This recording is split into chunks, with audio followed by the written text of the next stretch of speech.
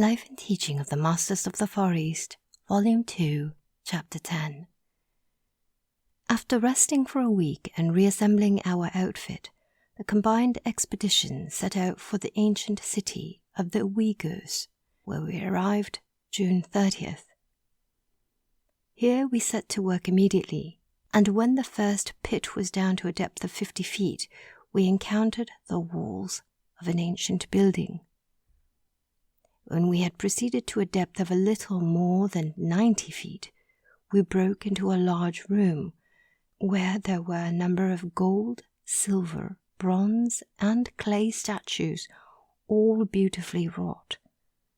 After the work had progressed far enough to prove beyond a question of a doubt that this had once been a very large city, we went on to the second location.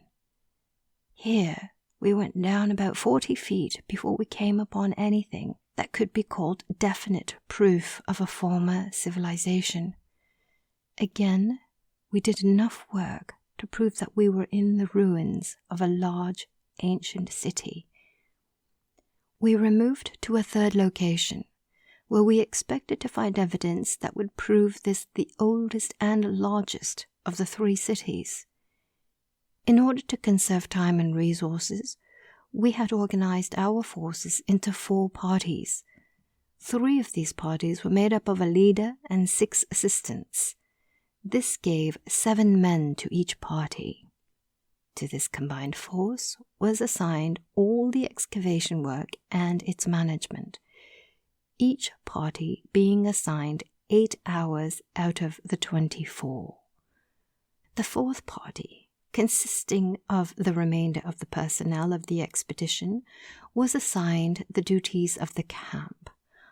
I was in the party in which our chief was the leader. We were assigned the 8 hours from midnight until 8 in the morning. After we had completed the discovery of the first pit and had gained access to 4 of the underground chambers or rooms, we cleared away enough of the debris to show beyond a question of a doubt that this was the oldest and largest city of the 3, and that it was rich in treasure. One morning, the party which relieved our chief's party reported that there were horsemen approaching our camp from the north. When we reached the surface, we found they were headed in our direction, and it looked as though they were another bandit band, since they were evidently following the trail we had made on our way there. As we stood looking, Just came up and said, "They are a party of bandits who are determined to loot the camp, but I do not think we need fear." We waited for them to approach, and they came on to within 500 yards of our camp, then halted. After a short interval, 2 of the men rode up, and after exchanging greetings, asked what we were doing there. They were told we were attempting to find a ruined city. To this they replied they did not believe a word of what we said. They suspected we were looking for gold, and they had come to take our equipment and supplies from us. We asked if they were government soldiers, to which they replied they did not recognize any government, as the strongest party was the one that won in that country. As they saw no evidence of firearms, I believe they came to the conclusion that there must be a larger force than was evidenced by what they could see. They returned to their band to talk over the situation. After a time, the 2 came back and told us that if we submitted peacefully, they would not harm any of us, but if we did not, they would advance and shoot everyone who showed resistance. We were given 10 minutes to decide, and after that time, they would advance without further preliminaries. To this, Just replied that we would neither resist nor surrender. This seemed to anger them, and, wheeling their horses, they started back toward the band, waving their arms. Then the whole band came toward us at full gallop. I confess that I was badly frightened, but almost instantly we we seemed to be surrounded by a number of shadowy forms on horseback, galloping around us. Then these forms became more lifelike and increased in numbers. Evidently, our visitors had seen what we were witnessing, for their horses were either reined in quickly or stopped of their own accord as they began to rear and plunge and get beyond control of their riders. In a moment there was wild confusion among the band, which numbered about 75 horsemen. The horses began plunging right and left beyond all control of the riders, and this ended in a wild retreat, with our phantom horsemen, as we called them, in close pursuit. After the excitement was over, our chief and 2 of the party, including myself, walked out to where the main band had halted and could find no tracks except those made by the robbers themselves. We were very much mystified at this, since the relief had looked as real to us as did the bandits, and the rescuers had seemed to have come from all sides. We fully expected to find the tracks of their horses in the sand, as well as the tracks of the horses the bandits were riding. When we returned, Just said, "The phantom horsemen, as you call them, were only pictures made so real that you, as well as the bandits, could see them. In a word, they were the pictures of other occurrences that we were able to produce in so lifelike a manner that they could not be distinguished from the real occurrence. We are able to produce them for our own protection as well as for that of others, and no one has been harmed. Where a definite purpose is served, there is no harm in the outcome. A doubt had arisen in the minds of the bandits. It was not logical that an expedition like this would venture so far away without some protection, and we were able to take advantage of this to frighten them. They are very superstitious and always on the lookout for trickery. That type is the most susceptible to fear, and they just saw what they expected to find. If we had not used this method, we should in all probability have been obliged to destroy a number of the band before they would have left us in peace. As it is, we shall hear no more of them. We were not molested again. After we had accomplished sufficient work to convince us that these 3 cities existed, it was suggested that we should fill in all the pits in order to protect them from any roving band that might discover the work, as such a discovery would lead to wholesale plundering for the treasure alone. There are legends among nearly all these bands that these great cities exist and that they contain hoards of gold. As we finished work, each pit was filled so as to leave as little trace as possible, and the first storm would remove any trace which we had left. The sand is continually shifting in this country, and this alone makes it very difficult to locate any of these ruins. It would have been impossible for us to discover any of the locations without the assistance of our friends. We were told that similar ruins extend well into southern Siberia. There is unmistakable evidence that a vast population had flourished here, and that they had reached a high state of civilization. There is also unlimited proof that these people understood agriculture, mining, textiles and their allied industries, reading, writing, and all the sciences. It is very evident that the history of these people is the history of the Aryan race. While seated at the table the afternoon of our last day, one of the party asked Emil whether the history of this great race could be traced and written. He answered that it could, that the city beneath the site of our camp contained the absolute proof in written records, which, when found and translated, would give a concurrent and direct history of this people. Here the conversation was interrupted by a man appearing at the door of the tent and asking if he could come in. Emil, Ch10 and Ch10 arose and hurried to the entrance to meet him. By the greetings extended, we saw they were very well acquainted, and our chief arose and joined them. At the door of the tent, we saw him stop and stare for a moment. Then he walked quickly out of the door with both hands extended, saying, "Well, well, this is indeed a surprise." A medley of voices arose as both men and women began to exchange greetings with him and the three that had stepped through the door after him. At this, all seated at the table, arose and crowded outside, where we found a group of 14 newcomers. The party included Emil's mother, our hostess from the village of our former winter quarters, the beautiful lady who had presided at the banquet that we attended in Emil's home, and Emil's son and daughter. In all, they were a merry crowd, and it brought back remembrances of gatherings of former days. The surprise was complete, and we showed it, but the most complete surprise was shown by the friends who had joined us on this expedition.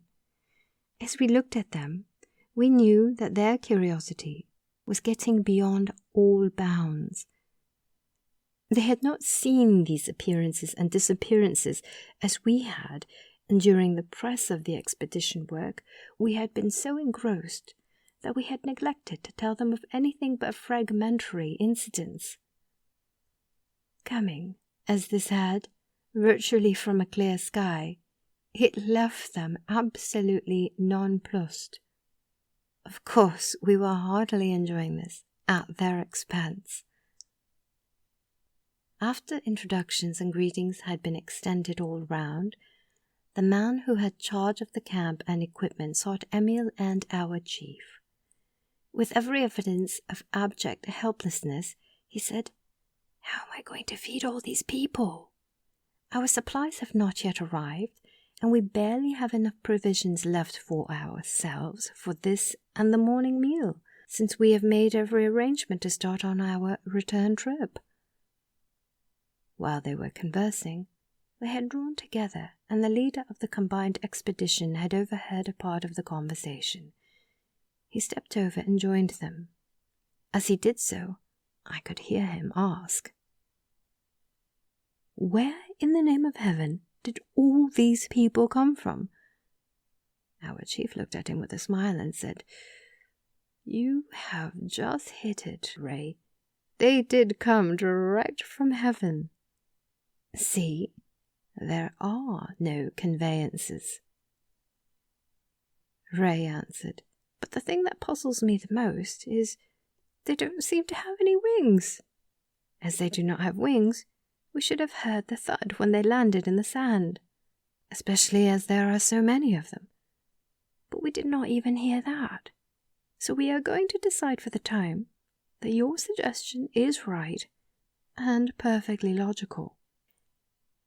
Emil then turned to the company and said he would be obliged, in order to allay the fears of the steward, to admonish the visitors for not bringing along their provisions. At this the steward seemed greatly embarrassed, and said he did not think of putting it quite so bluntly, but nevertheless the fact still remained that there certainly weren't enough edibles to go around. Here the visitors joined in a merry laugh, which seemed to embarrass him still more.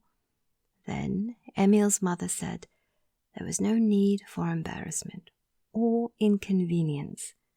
Our hostess and the beautiful lady joined in saying they would gladly take charge and be responsible for the supper, as they fully expected to share the meal with us. This relieved the steward, and he quickly accepted the proffered service. The afternoon was now well advanced. It was one of those days in the Gobi when the weather fairly fawns upon the earth for one moment, then in the next instant may transform the scene into an inferno of relentless fury. Every available canvas was secured and spread upon the sand just outside the circle of the camp. To an outsider, the scene would have had the appearance of a merry picnic party, which indeed it was. When the canvas was all spread, the containers, which were used for both cooking and serving the camp meals, were brought out with their contents and placed on the canvas. Then the whole company gathered around. We could still see evidence of wonder and perplexity on the faces of those who had lately joined the party. Ray, the leader, looked at the containers and said that if he saw rightly the amount of food the containers held, and if that amount could be stretched sufficiently to feed that hungry mob, he was going to keep his eyes open for the performance of a miracle. One of our party said, "You better keep your eyes wide open, for that is just what you are going to see." Our chief said, "That is twice you have guessed right today, Ray." At this, the three ladies began serving from the containers. As each plate was served, it was passed on and an empty plate was received for the full one until all had been served most generously. As the serving progressed, we could see that Ray was getting more restless, and when his plate came to him, he passed it on, remarking that he could get along with a much less liberal helping. Our hostess assured him that he need not fear, as there would be a plentiful supply for all. After all had been served bountifully, he again looked at the containers.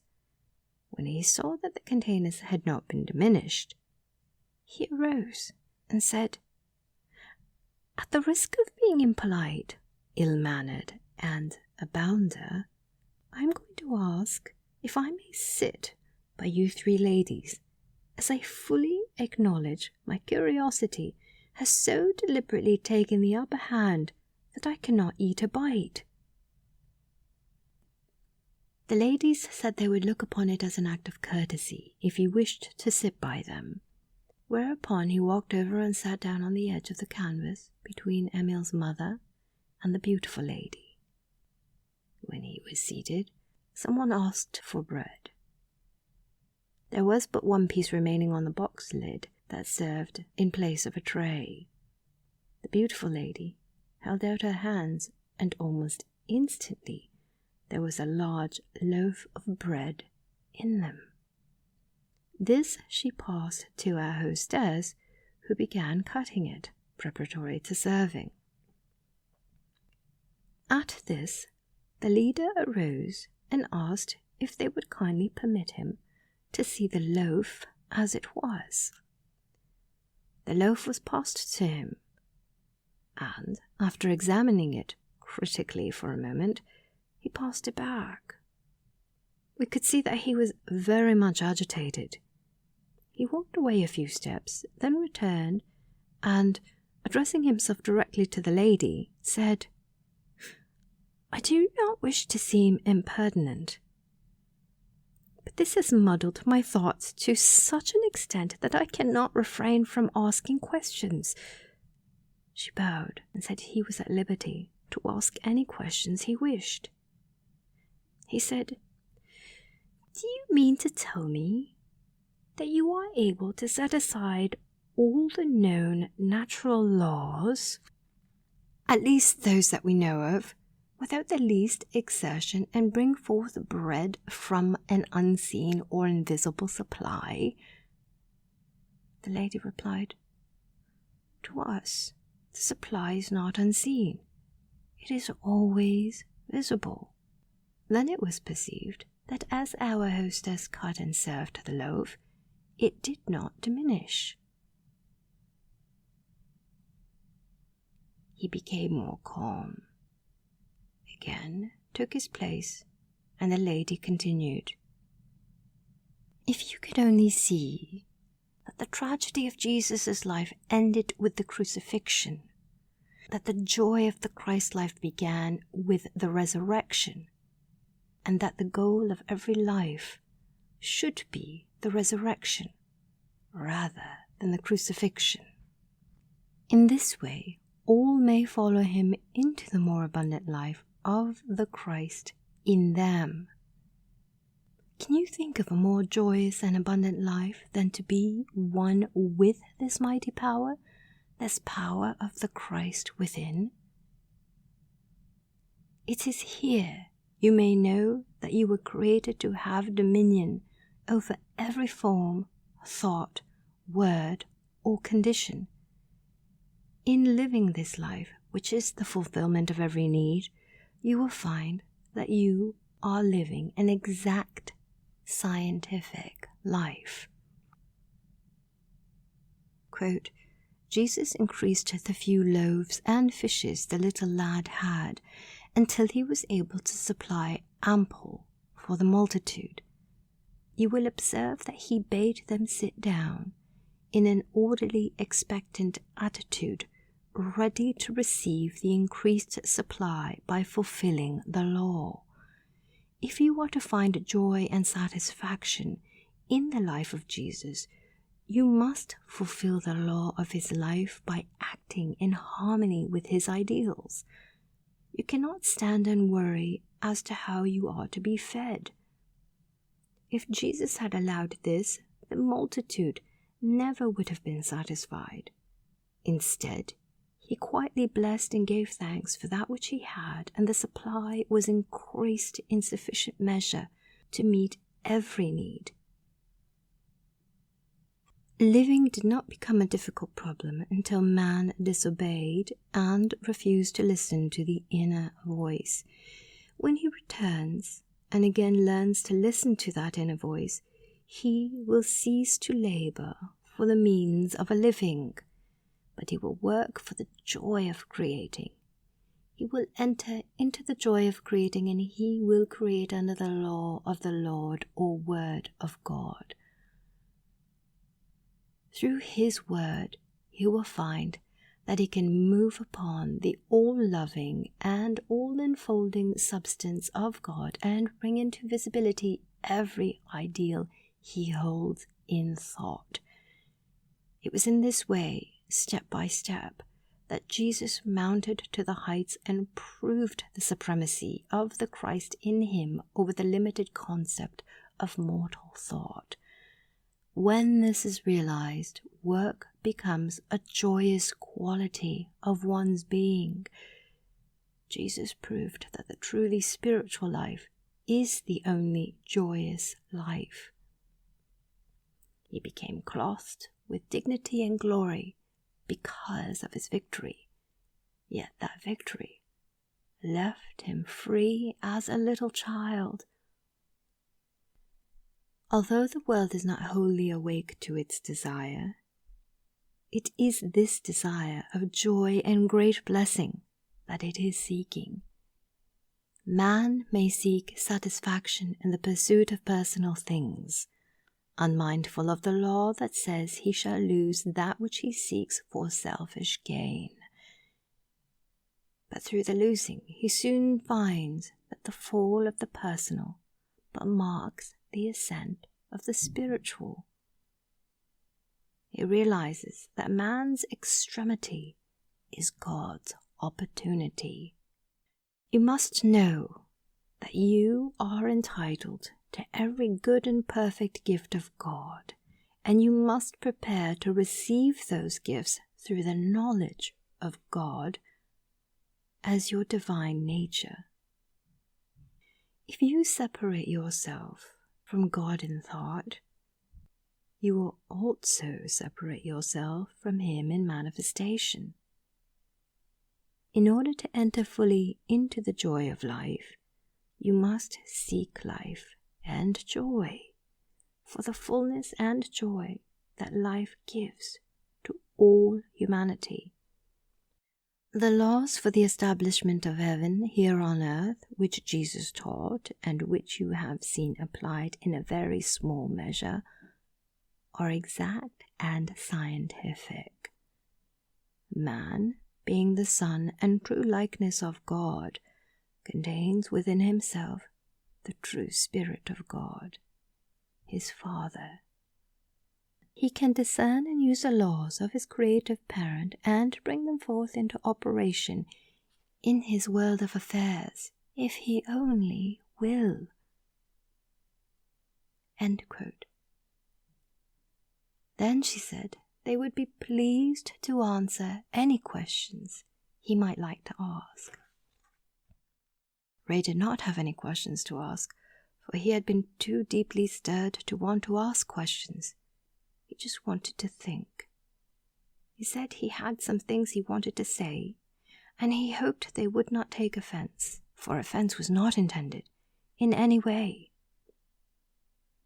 He continued, "We came here, as we supposed, to find the remains of a people long since dead and gone. Instead, we find a people living a far more wonderful and active life than can be comprehended. If this thing that we have seen could be heralded abroad, you would have the whole world bowing at your feet." The three ladies said they did not wish the world to bow at their feet, but they longed to see all mankind bowing at God's feet. They went on to say that mankind already has too many idols. The ideal was the thing they really needed. Here, the visitors, with the exception of the one who had called at the door of the tent, arose, saying they must be on their way. With hearty handshakes and Godspeed and invitations to visit them at any time, they disappeared as suddenly as they had come, leaving Ray and his party staring at the place where they had stood. After a moment, he turned to the man who had remained and asked his name. He was told that it was Bucket Errand. Then Ray said to him,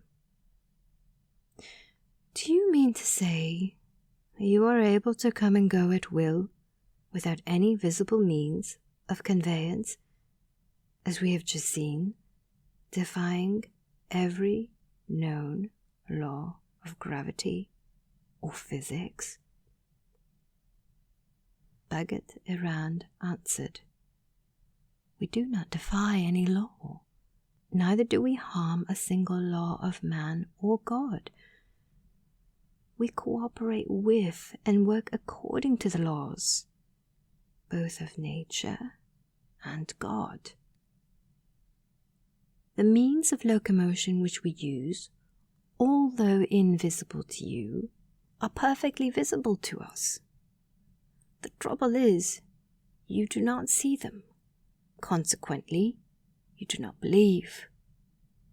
We see, believe, and know, and we are able to utilize them. When you open your understanding to know and see and use them, you will soon find that the law which we use is definite and far more capable of being put to greater uses for mankind than the limited laws which you see and use. Some day you will find that you have only touched the surface of man's possibilities. We are always pleased to assist you in any way we can."